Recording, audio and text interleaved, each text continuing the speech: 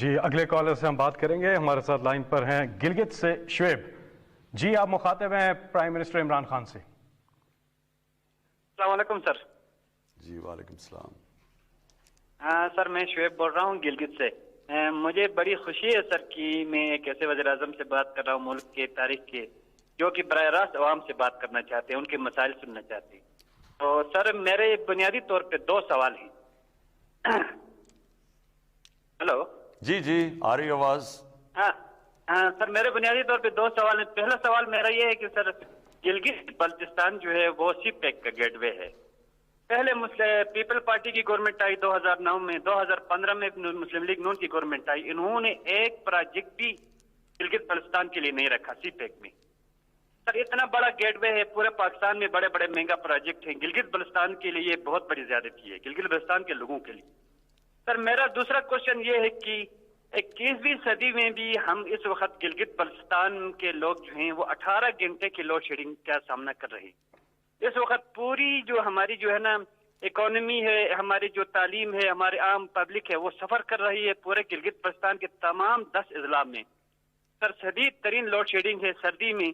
نہ ہیٹنگ کے لیے کوئی مسئلہ ہے وہ ہم کر سکتے ہیں نہ, اور میرے تمام مسئلے جو ہے نا وہ بجلی کے ساتھ ہی. اگر ہماری بجلی کا ایشو جو حل ہو جاتا ہے تو ہم بہت سے مسئلے سے وہ ہمارے وہ ہو جائیں گے سر. تو میری گزارش یہ ہوگی کہ سر یہ جو سی پیک میں ہے اس میں ہمارے جو شونٹر پاس اور گلگت چترال ایکسپریس وے کو اگر رکھ دیں تو ایک تو یہ ہوگا کہ ہمیں کراکرم ہائی وے کے متبادل ہمیں سڑک ملے گی, اور ہمارا جو سفر جو ہوگا وہ سال بھر جاری رہے گا, پورے سال کے 12 مہینوں میں.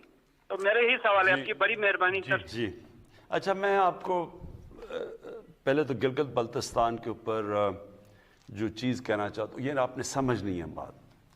ہر جگہ کا ایک خاص چیز ہوتی ہے کہ وہ جس کو کمپیریٹیو ایڈوانٹیج کہتے ہیں, کہ وہ باقی جگہوں سے اس میں کوئی خاص چیز ہوتی ہے جو وہ ڈیولپ ہو سکتی ہے. ہر جگہ پہ ہے. مثلا کبھی بھی گلگت بلتستان کراچی یا فیصل آباد یا سیالکوٹ کی طرح کا انڈسٹریل ہب نہیں بن سکتا. آپ جو مرضی کر لیں وہ نہیں ہو سکتا. لیکن گلگت بلتستان وہ جگہ بن سکتی ہے جو دنیا کا ٹورزم کا ہب بن سکتا ہے. آپ کو میں مثال دیتا ہوں کہ سوئٹزرلینڈ جو سارا جو گلگت بلتستان یا ناردرن ایریاز ہمارے ہیں, سوئٹزرلینڈ اس سے آدھا ہے, اس کا سائز اس سے آدھا ہے. اور سوئٹزرلینڈ ٹورزم میں ہر سال $80 ارب کماتا ہے. اب یہ سوچیں کہ پاکستان ساری جو ایکسپورٹ کرتا ہے وہ $25 ارب ہے, سارا پاکستان, اور صرف سوئٹزرلینڈ اپنی ٹورزم سے $80 ارب کماتا ہے. تو جو گلگت بلتستان ہے وہ دگنا ہے سوئٹزرلینڈ سے. یہاں کے پہاڑ اس سے بہت زیادہ بڑے ہیں, یہاں خوبصورتی اس سے بہت زیادہ ہے, کیونکہ میں نے تو سوئٹزرلینڈ دیکھا ہوا ہے اور سارا گلگت بلتستان دیکھا. یہ سمجھ لیں کہ اگر ہم کانسنٹریٹ صرف ٹورزم پہ کریں, یہ سارا علاقہ وہ خوشحال ہو سکتا ہے جو آپ سوچ بھی نہیں سکتے. ہاں سی پیک کے بھی راستے میں ہیں, بالکل ٹھیک ہے. ہاں کئی ایسی ہم وہاں انڈسٹری لگا سکتے ہیں, یہ بھی ٹھیک ہے, ہر قسم کی انڈسٹری وہاں نہیں لگ سکتی.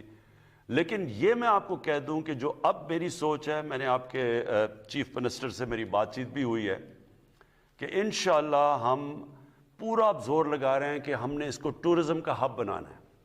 دوسری چیز جو بجلی کی آپ نے بات کی, یہاں ہے ہائیڈرو الیکٹریسٹی.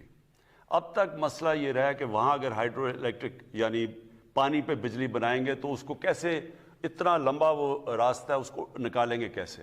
لیکن میں نے فیصلہ کیا ہے, اور یہ میں نے پچھلے ہفتے ہی آرڈر کیا ہے, کہ ہم ایک گرڈ سٹیشن بنانے لگے ہیں گلگت بلتستان میں, کیونکہ ہمیں پتہ ہے وہاں مسئلہ آپ کو پڑا ہوا ہے بجلی کا. دوسری چیز, ہم چھوٹے چھوٹے ہائیڈرو بجلی یعنی پانی کے اوپر بجلی کے وہ جنریشن کے پلانٹس لگانے لگے ہیں, یہ بھی ہم اب کرنے لگے ہیں. تو اور تیسری چیز سڑکیں, آپ نے بات ٹھیک کی کہ ٹورزم تب ہوتی ہے جب ایک ایریا کو ایک سڑک کھول دیتی ہے ٹورزم کے لیے.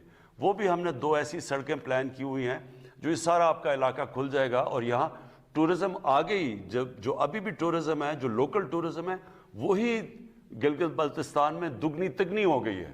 لیکن اگر ہم نے یہ سڑکیں بھی مزید کھول دیں تو آپ دیکھیں گے کہ لوگوں کو وہاں ایسی خوشحالی آ سکتی ہے آپ کو کہ جو لوگ گلگت بلتستان میں باہر جا کے نوکریاں کرتے ہیں ان کو جانے کی ضرورت نہیں پڑے گی۔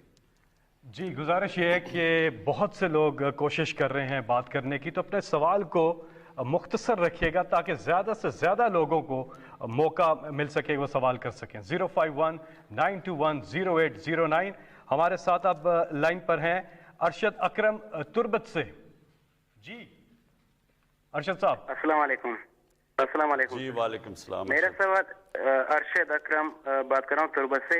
میرا سر کوشچن ہے آپ سے سر، کچھ مہینے پہلے آپ نے یہاں وزٹ کیا تھا تربت میں، کچھ پروجیکٹس کے بھی یونیورسٹی میں ابتدا بھی کیے تھے، لیکن ہمارا ایشو یہ ہے کہ بلوچستان میں سر کہ ہم دور دراز علاقے میں بڑی مشکل سے اپنے گھر سے پیدل جا کر پہلے اسکول کی تعلیم حاصل کر لیتے ہیں، اس کے بعد کالج کی، اور پھر یونیورسٹی کے لیے ہم لوگ 5-6 ٹرانسپورٹ چینج کرنا پڑتا ہے، تعلیم حاصل کرنے پڑتے ہیں۔ اور تعلیم ڈگری حاصل کرنے کے لیے سر ہم نے بہت ڈسپلین کے ساتھ یونیورسٹی میں جا کر ڈگری حاصل کی، لیکن سر اس کے باوجود یہاں نہ پرائیویٹ سیکٹر میں یا نہ کہ گورنمنٹ سیکٹر میں جاب اپرچونیٹیز کچھ بھی نہیں ہیں، تو سر ہم کریں تو کیا کریں اور جائیں تو کدھر جائیں سر؟ پہلا سوال سر یہ ہے میرا سر ایک دوسرا سوال ہے چھوٹا سا جو انٹرنیٹ کے حوالے سے ہے۔ ایجوکیشن فیسلٹی اور ایجوکیشن ڈیولپمنٹ کے لیے انٹرنیٹ بہت ضروری ہے سر، لیکن تربت میں سر اتنے سال ہو گئے ہیں انٹرنیٹ سے تربت پورا ڈسٹرکٹ محروم ہے سر، اس کی بندش کے لیے آپ کچھ اقدامات کریں۔ جی بہت بہت شکریہ جی۔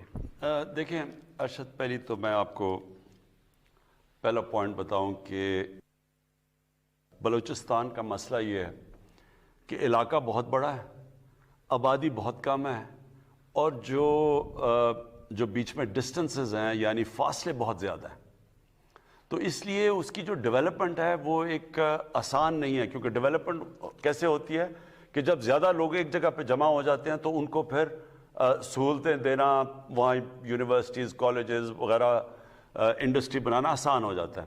تو جب اتنے بڑے فاصلے ہوں تو ایک تو یہ مسئلہ ہے بلوچستان کا۔ دوسری چیز کہ جو پولیٹیکل سیٹ اپ رہا بلوچستان میں، اس نے بھی بلوچستان کے لوگوں کو نقصان پہنچایا ہے۔ ہوا کیا ہے کہ وہاں جو پولیٹیکل لوگ آئے ہیں بلوچستان میں، انہوں نے بجائے اس کے کہ وہاں کا پیسہ نیچے تک جاتا وہ اوپر ہی رہ گیا ہے۔ تو جو ایک اچھا بلدیاتی نظام آنا چاہیے تھا جو بلوچستان کے لیے بہت ضروری ہے کہ آپ کا ڈائریکٹ پیسہ گاؤں میں جائے، جو دور دراز علاقے کے گاؤں ہیں ادھر پیسہ جائے، وہ پیسہ چلا جاتا ہے اوپر اور وہ وہاں سے نیچے جاتا نہیں ہے۔ تو اس کے لیے ایک بلدیاتی نظام بہت ضروری ہے بلوچستان میں، یہ میں دوسری آپ کو بات کر رہا ہوں۔ اب آگے میں تربت بھی گیا تھا اور ہم نے ایک پیکج دیا۔ جو جنوبی بلوچستان ہے وہ ایک تو بلوچستان پیچھے رہ گیا ہے، جنوبی بلوچستان اور بھی پیچھے رہ گیا ہے، تو ہم نے ایک بڑا پیکج کیا ہے اور یہ انشاءاللہ بلوچستان کی تاریخ میں سب سے بڑا پیکج ہے، یہ پورا دیا ہے، اور اس میں کوشش مختلف چیزوں کے اندر پیکج دیا ہے۔ ایک تو کنیکٹیوٹی دی ہے، انٹرنیٹ کی آپ بات کر رہے ہیں، یہ بہت ضروری ہے۔ انٹرنیٹ اب ایک ڈیولپمنٹ کا ایک طریقہ بن گیا ہے۔ ابھی تک قبائلی علاقے میں اور بلوچستان کے کئی علاقوں کے اندر 3G 4G نہیں تھا اور وہ کنیکٹیوٹی نہیں تھی، لیکن اس کی وجہ سیکیورٹی تھی، کیونکہ دہشت گرد بھی اس کو استعمال کرتے ہیں، اور اس لیے دہشت گردی سے بچنے کے لیے نہیں تھا۔ لیکن ہم نے فیصلہ اب کیا ہے کہ ہم اپنے نوجوان جو ان دور دراز علاقوں میں رہتے ہیں، اور خاص طور پہ بلوچستان کے کئی علاقوں میں جدھر نہیں تھا، اور جو پرانا قبائلی علاقہ تھا ادھر بھی ہم نے اب فیصلہ کیا ہے کہ ہم ان کو 3G 4G دیں گے تاکہ لوگوں کے پاس کنیکٹیوٹی ہو۔ لیکن صرف مجھے آپ سے ایک چیز کہنی پڑے گی کہ تھوڑا آپ کو صبر کرنا پڑے گا۔ فیصلہ تو ہم نے کر لیا ہے کہ بلوچستان کو ڈیولپ کرنا، اور جو بھی ہمارے علاقے جس طرح پرانا قبائلی علاقہ جو اب مرج ڈسٹرکٹس جسے کہتے ہیں وہ پیچھے رہ گیا تھا، اس کو جو علاقے مثلا ڈی جی خان، روجان، یہ بھی علاقے پیچھے رہ گئے، اور اندرون سندھ وہاں بھی بہت غربت ہے۔ ہم نے فیصلہ تو کیا ہے اب ان کو ڈیولپ کرنا، لیکن تھوڑا سا آپ کو صبر اس لیے کرنا پڑے گا کہ گورنمنٹ کے پاس جو جس طرح کی وسائل چاہیے وہ اس وقت ہمارے پاس ہیں نہیں، اور ہمارے پاس جیسے جیسے وسائل بڑھتے جائیں گے ہم کریں گے. اور میں یہ آپ کو کہہ دوں کہ بلوچستان میں جو مدنیات مثلاً جو آپ کی منرل ویلتھ ہے، جیسی یہ نکلے گی ہماری کوشش ہے کہ وہ ادھر ہی خرچ ہو، تاکہ وہاں کے لوگوں کو پہلے ہم ان کو اوپر اٹھائیں اور پھر اس کا کسی اور علاقے میں جائیں.